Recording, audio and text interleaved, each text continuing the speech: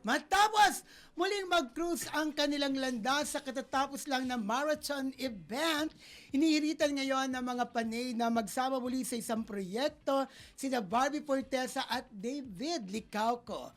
Hindi raw kasi may pagkakaila na talagang bugs na bugs pa rin ang kanilang chemistry sa kabila ng kanilang pagkakataong hindi sila nagkasama sa proyekto. May mga nagsasabi na hindi pa ito ang tamang oras para sa comeback dahil kailan pa lang kailan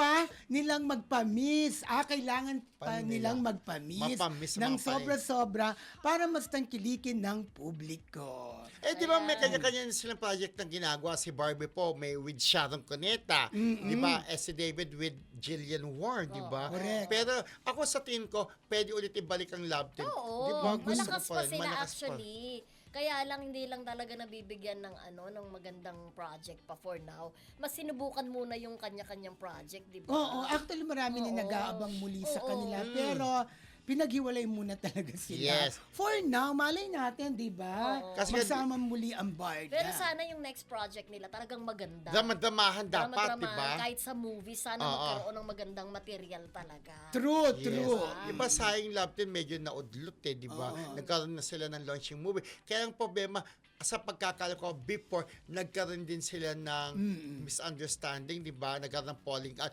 Tapos nga, eto, nalink na rin kasi si Barbie kay, sino ba yung lalaki? Si Jameson Blake, di ba? Na di umano isinama niya doon sa isang restaurant, di ba? Na hindi naman ini-endorse. naging sila. Hindi pala naging sila. Pero kahit parang ini-expect na rin ni Barbie na parang sila, no? Parang may parinig siya, di ba? Okay. Parang nagpa-poll, ang tawag mo na nagpa-poll? Oo. Parang gano'n. Pero ang ganda-ganda naman ni Barbie tsaka talented, makakahanap din siya ng right guy for her. True, lalo.